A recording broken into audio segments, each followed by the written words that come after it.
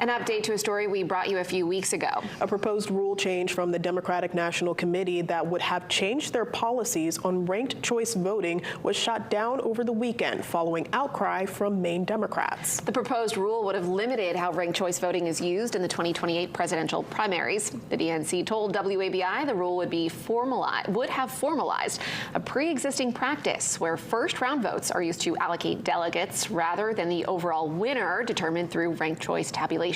Maine Democrats were concerned it would prevent Maine's delegation from being seated at the 2028 convention.